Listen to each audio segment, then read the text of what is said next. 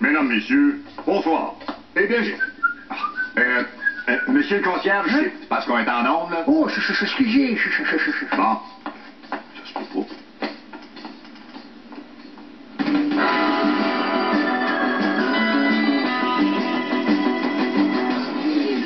Deux semaines après l'élection du Parti conservateur, Gilles Duceppe enquête toujours sur le mystère de la vague bleue. En effet, le chef bloquiste veut solutionner l'intrigante énigme. Pourquoi que la ville de Québec ne vote-t-elle pas pour le Bloc? On le rejoint à Québec. Bonsoir, M. Duceppe. Bonsoir, M. Laflaque. Est-ce que vous avez élucidé le mystère de la vague bleue? Oui, approchez-vous, là. Hein? Vous n'êtes pas sérieux? Mais ça veut dire que celui qui se cache derrière le mystère de la vague bleue, ça serait... Oui, il s'agit de...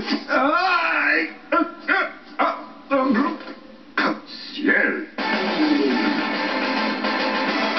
La pétrolière Exxon a enregistré des bénéfices records de plus de 36 milliards pour 2005. C'est écœurant!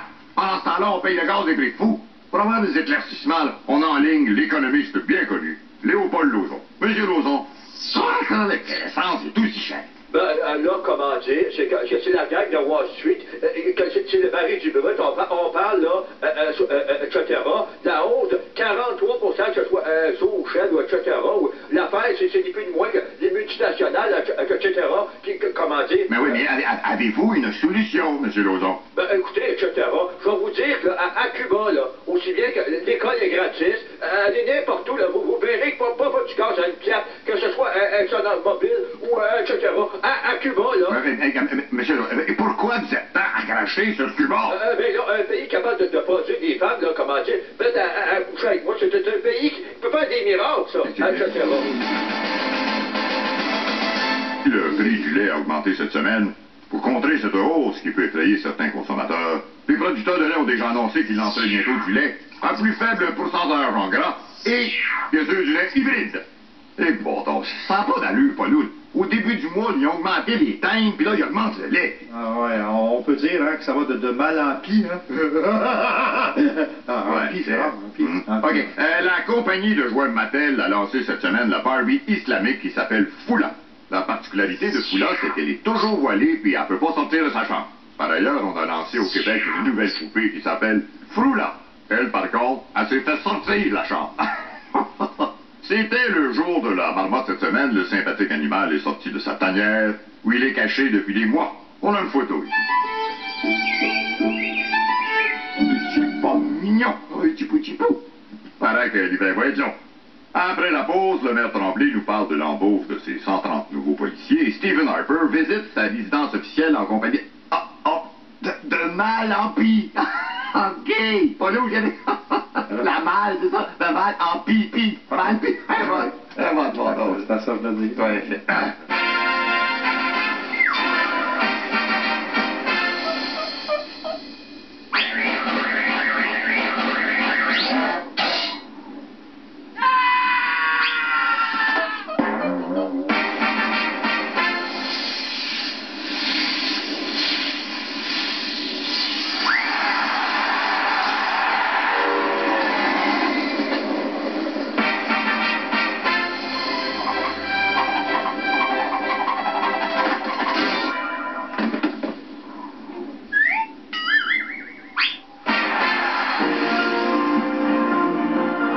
Restons de beaux dimanches.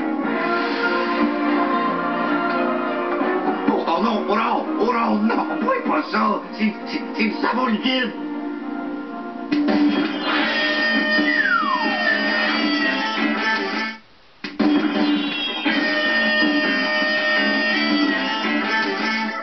Le premier ministre Stephen Harper... Avec Gaspard, je t'avais pas revu depuis les élections, puis comment ça s'est passé dans ton comté du bas du fleuve? Oh, j'ai été battu, Gérard. Tu vas faire quoi, là?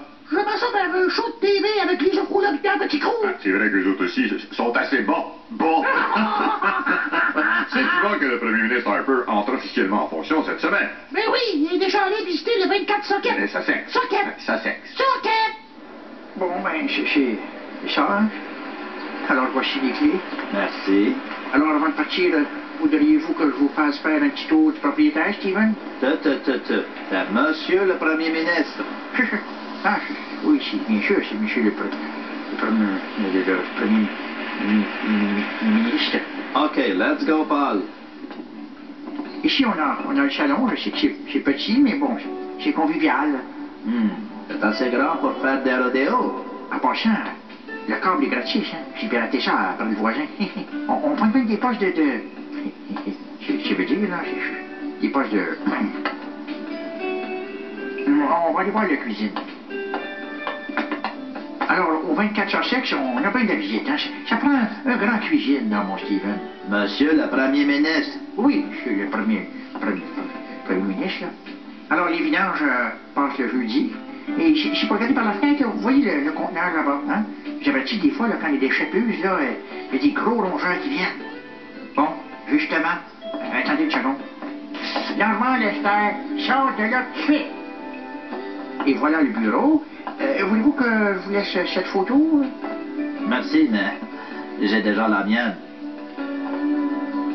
Alors ici, c'est un parking intérieur de bateau.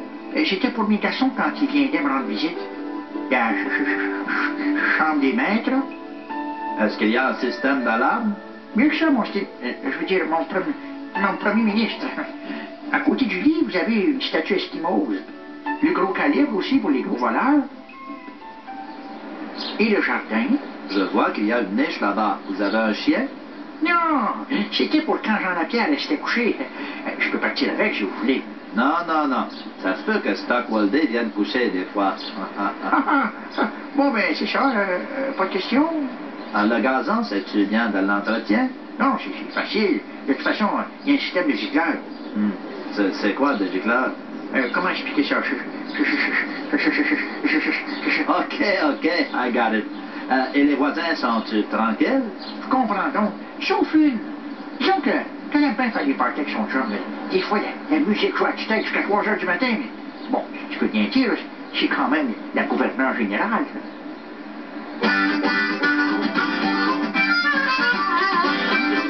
C'est le moment du Vox Pop de la semaine. On s'en va rejoindre notre ami Christopher Hall. Salut mon Chris. Bonsoir Gérard. Comme vous savez, les Olympiques d'hiver s'en viennent, et puis vous devinerez jamais qui va porter la flamme.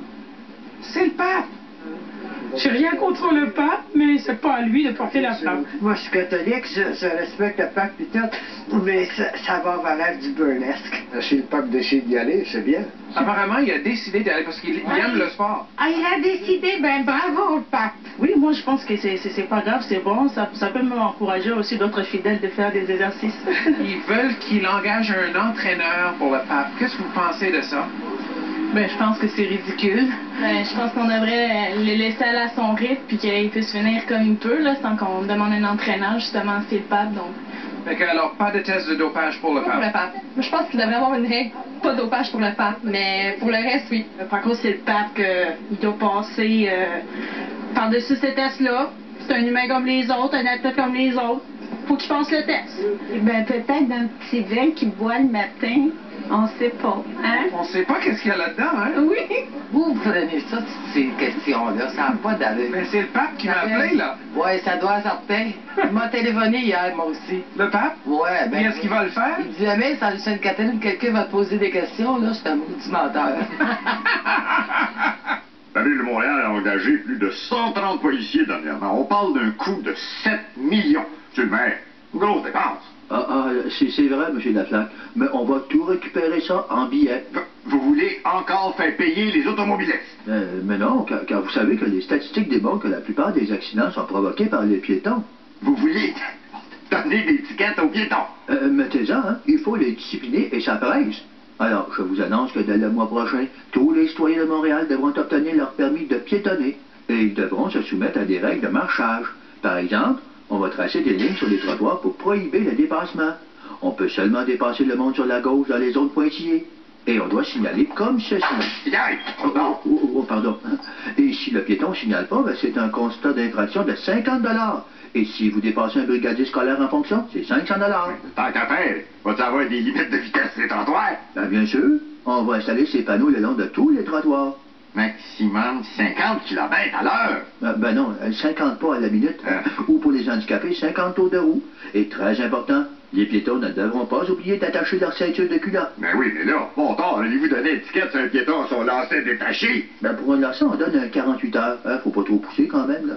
Il va y avoir d'autres signalisations particulières. Comme à partir du mois de décembre, on va installer ces panneaux. Bottes d'hiver obligatoires. On va aussi en avoir comme ceci, là. Interdit de faire du moonwalk, sauf si vous êtes muni de miroir. Et ici, on aura le panneau « Attention, traverse de quêteux ». Ah, ça j'avoue que c'est pas bête. Y a-tu de quoi de plus salissant que de s'enfarger d'un sans-abri? Hey, vous! Oui, vous, le piéton, attendez voir. Je vous attrape, hein? Largeur excessive. Vous êtes fait, mon gaillard. Bon, bonne, bon ton. Allez, attendez, monsieur le maire, je vais vous envoyer le towing. Towing. Après la pause, on vous présente un nouveau show de cuisine avec un chef réputé, Di Pariso. Restant de beau dimanche.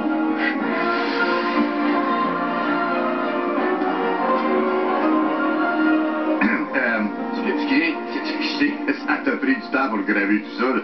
Puis je dis pas ça de t'écœurer, Moïse, mais respectera, hein, ça finit par un S, pas pointé. Et pourtant, c'est quoi qu'il y a?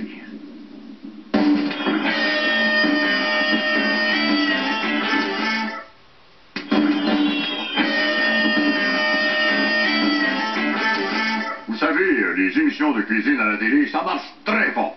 Alors, pour ne pas être en reste, nous intégrons ce soir un segment culinaire à notre émission. Place à notre grand chef.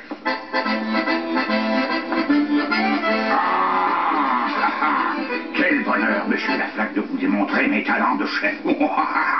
Comment dire? Est-ce que vous aimez cuisiner? Mais mettez-en, devriez essayer ma recette d'eau bouillante, ma spécialité. Alors, on va préparer ce soir un ragoût d'agneau à la bois claire, sauce au vin. À la bois claire, c'est ça? Comment dire? C'est un filet très mignon. Quelque part entre l'entrecôte et la bavette. Bon, alors pendant que je rassemble les ingrédients, vous allez couper les carottes. Êtes-vous capable? Mais ça, j'ai fermé. Alors allez-y. Oui, on en a des légumes. Bébé papa, ça regarde, les yeux fermés.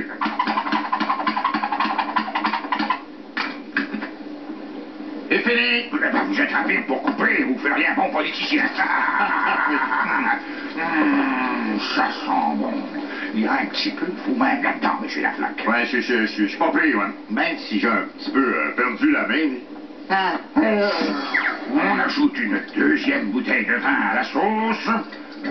Iriez-vous partir le four, monsieur Laflaque? Oui, chef. J'aime la saucisse et le fromage.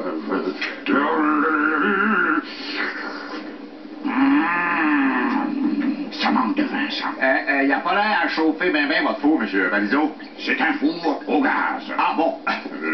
J'ai des allumettes. Une gorgée pour l'agneau. Une gorgée pour le chef. Monsieur Laflaque, faites attention. Ça chauffe. Vous êtes-vous déjà servi d'un hachoir, monsieur Laflaque? Moi? J'ai quasiment été élevé dans un hachoir.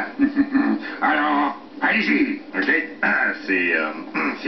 C'est ce hachoir-là que je prends? Non, ça, monsieur Laflaque, c'est un prince jus. Vous êtes impayable. Vous arrêtez jamais. Non. Pas souvent, non. Bon, ben, ça doit être ça, ici. Mais regardez. Oui. Monsieur Laflaque, bon, voyons, pourtant, ça va pas mélanger, ça. Ah oui, donc. On va te montrer à vivre. Monsieur Laflaque, ça vient chez lui? Oui. Bon, un doigt de morceau, ça peut pas nuire. Tenez, j'espère que vous m'en voudrez pas, M. Pariso, j'ai perdu votre couteau. Et voilà, mes amis, notre ragoût d'agneau à la boîte l'air. Soyez là pour la prochaine de la di Pariso, quand nous préparerons le mouton sauce charret aux grosses légumes. Mais, Monsieur Pariso, Monsieur Pariso, c'est fini, là. Monsieur Pariso. L'éditorial de la semaine, Drink, drink, drink, désirez-vous. Le sujet dont je veux vous parler aujourd'hui est un horrible fléau qui s'acharne de plus en plus aux nos heures de souper à la maison. Et là, je parle pas de la face de Jean-Luc Mongrain, mais bien de la sollicitation téléphonique. Ça n'a plus de bon sens. Je passe pas une journée sans qu'on se fasse achaler. Quand c'est pas pour nous vendre une bébelle qu'on n'a pas de besoin, c'est pour nous écœurer avec des bonnes causes et des sondages. On peut-tu avoir la place? Et le pire, c'est que c'est toujours durant le souper qui appelle. Regardez, pour appuyer mes dires, je vais y aller une petite démonstration. Hein? Vous l'avez dit, hein? Yellow! Oui! Non, j'en ai une carte de crédit. Non, non, je suis pas intéressé à en avoir une deuxième. Non, non, c'est pas parce que vous êtes noir. Rappelez plus, OK? Fatigant! Puis quand c'est pas pour nous vendre des cochonneries, c'est pour quêter pour les enfants malades, le cancer du poumon, les ongles incarnés, la famine en UNESCO. Mais le pire, c'est les bâtards de sondage. Hey, si j'ai envie de répondre à des questions pendant une demi-heure sur l'heure du souper, moi, écoutez, l'Union fait la porte avec Patrice Lécuyer. Mais la sollicitation téléphonique a beau être un fléau dans notre société, il existe malgré tout plein de petits trucs pour se débarrasser de son interlocuteur de façon courtoise. Avec la complicité de mon ami Polo, je vais maintenant vous en donner quelques-uns. Hello! Bonsoir, notre compagnie est spécialisée dans le nettoyage de tapis. Désolé, nous prenons le 5e appel. Meilleure chance la prochaine fois. C'est pour un sondage, à vous un petit 10 minutes? Le mieux que je peux te donner, c'est un petit 10 secondes. Ça fait que oui, oui, non, non, oui, vrai, faux, C, B, D, toutes ces réponses, puis seulement le week-end, OK? Arrange-toi avec ça, puis bye! Bonjour, êtes-vous propriétaire? Non, je suis sagittaire. Mon horoscope m'a dit de bien accepter au téléphone aujourd'hui. Bonjour, monsieur. Savez-vous que c'est le temps de passer à l'entretien de votre pelouse? Ah ben merci de m'avoir fait passer. Je vais tout de suite aller passer à la tondeuse.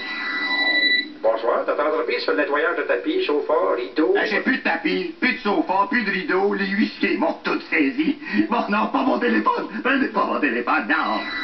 Oui, monsieur, on a votre quartier, un de nos représentants pour aller chez vous. Ben, ça tombe bien, je cherche une gardienne, fait qu'on va revenir vers minuit, on paye 3 piastres de l'heure, puis il y a de l'alcool dans le frigidaire. On vous attend. Bonsoir, monsieur, est-ce qu'on vous dérange? Pas du tout, je suis aux toilettes, allez-y, je vous écoute.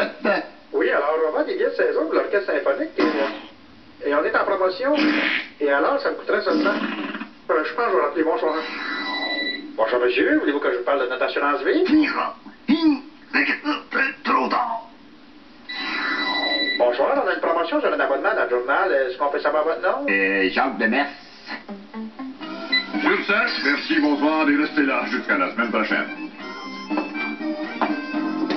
Bon, mais je pense qu'après cette démonstration, les télémarketeurs vont barrer mon nom de leur liste. On va enfin avoir la paix. Officiel, mon Gérard. Non, mais ils ont compris que la flaque, c'est pas une bonne pointe qui s'en laisse passer. Bon, mais c'est ça, les boys, on va se... Ah, excusez, d'être chercher. Yellow.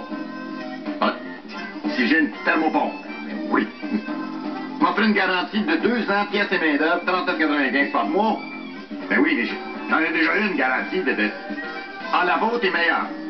Hey, wow! Vous me prenez pour qui, là? Consommateur niaiseux? Un groupe gaga prêt à signer n'importe quoi? Une garantie de 2 ans, franchement. Si ma thermopompe pète dans 2 ans et demi. Non, je veux rien savoir en bas de 5 ans, OK? Comment ça, vous allez m'envoyer la facture? Je vous connais même pas. Non, j'aime autant vous donner mon numéro de carte de crédit, là, je vais me sentir plus sérieux. Bon, c'est le 4, 7, 8...